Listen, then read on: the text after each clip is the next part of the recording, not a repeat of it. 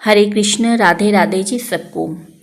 कार्तिक मास के पहले अध्याय में आपने श्रवण किया कि किस प्रकार सत्यभामा ने श्री कृष्ण भगवान जी से पूछा कि मैंने पूर्व जन्म में कौन से ऐसे कर्म किए थे जिसके कारण मुझे आपकी अर्धांगिनी बनने का सौभाग्य प्राप्त हुआ।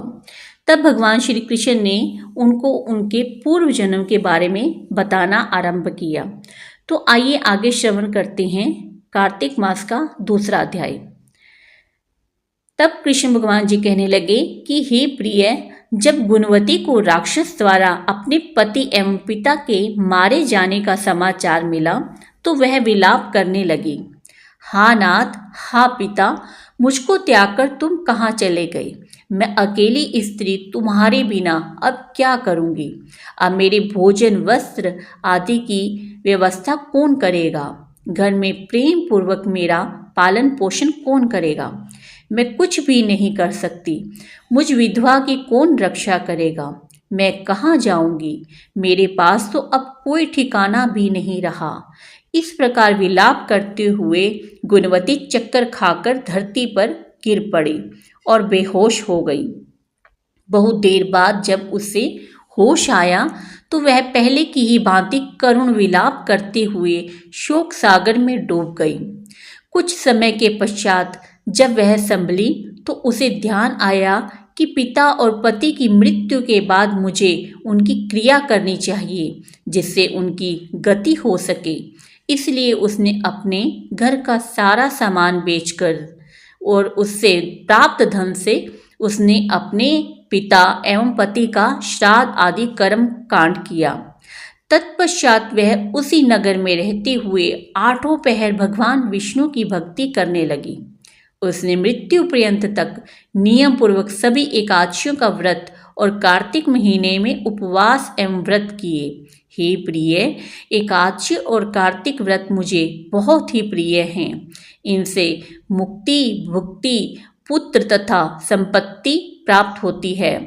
कार्तिक मास में जब तुला राशि पर सूर्य आता है तब ब्रह्म मुहूर्त में उठकर स्नान करने व व्रत व उपवास करने वाले मनुष्य मुझे बहुत प्रिय हैं, क्योंकि यदि उन्होंने पाप भी किए हों तो भी स्नान व व्रत के प्रभाव से उन्हें मोक्ष की प्राप्ति हो जाती है। कार्तिक मास में स्नान, जागरण, दीपदान तथा तुलसी के पौधे की रक्षा करने वाले मनुष्य साक्षात भगवान विष्णु के समान हैं। कार्तिक मास में मंदिर में झाड़ू लगाने वाले, स्वास्तिक बनाने वाले तथा भगवान विष्णु की पूजा करने वाले मनुष्य जन्म मरण के चक्र से छूटकर मोक्ष को प्राप्त होते हैं। यह सुनकर गुणवती भी प्रति वर्ष श्रद्धा पूर्वक कार्तिक का व्रत और भगवान विष्णु की पूजा करने लगी। हे प्रिय, एक बार उसे ज्वर हो गया और वह बहुत कमजोर भी हो गई। फिर भी वह किसी प्रकार गंगा स्नान के लिए चली गई। गंगा तक तो वह पहुंच गई, परंतु शीत के कारण वह बुरी तरह से कांप रही थी। इस कारण वह शिथिल हो गई। तब मेरे भगवान विष्णु के दूत उसे मेरे धाम में ले आए। तत्पश्चात ब्रह्मा आदि देवताओं की प्रार्थना पर जब मैंने कृष्ण का अवतार लिया तो मेरे गण भी मेरे साथ इस पृथ्वी पर आए, जो इस समय यादव हैं। तुम्हारे पिता पूर्व जन्म में देव शर्मा थे तो इस समय सत्राजित हैं। ऐसे ही अनेकानेक पूर्व जन्म में चंद्र शर्मा जो तुम्हारा पति था वह डाकू है। और हे देवी, तू ही वह गुणवती है। कार्तिक व्रत के प्रभाव के कारण ही तू मेरी अर्धांगिनी हुई। पूर्व जन्म में तुमने मेरे मंदिर के द्वार पर तुलसी का पौधा लगाया था। इस समय वह तेरे महलों के आंगन में कल्प वृक्ष के रूप में विद्यमान है। उस जन्म में जो तुमने दीपदान किया था उसी कारण तुम्हारी देह इतनी सुंदर है और तुम्हारे घर में साक्षात लक्ष्मी जी का वास है। चूंकि तुमने पूर्व जन्म में अपने सभी व्रतों का फल पति स्वरूप विष्णु को अर्पित किया था, उसी के प्रभाव से इस जन्म में तुम मेरी प्रिय पत्नी हुई हो।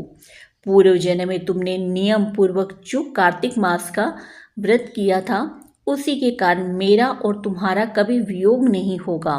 इस प्रकार कार्तिक मास में व्रत आदि करने वाले मनुष्य मुझे तुम्हारे समान प्रिय हैं। तुम्हारे जप तप यज्ञ दान आदि करने से प्राप्त फल कार्तिक मास में किए गए व्रत के फल से बहुत थोड़ा होता है, अर्थात कार्तिक मास के व्रतों का 16वां भाग भी नहीं होता है। इस प्रकार सत्यभामा भगवान श्री कृष्ण के मुख से अपने पूर्व जन्म के पुण्य का प्रभाव सुनकर बहुत प्रसन्न हुए। इसी के साथ कार्तिक मास का दूसरा अध्याय समाप्त होता है। हरि बोल हरि बोल हरि बोल। राधे राधे जी सबको।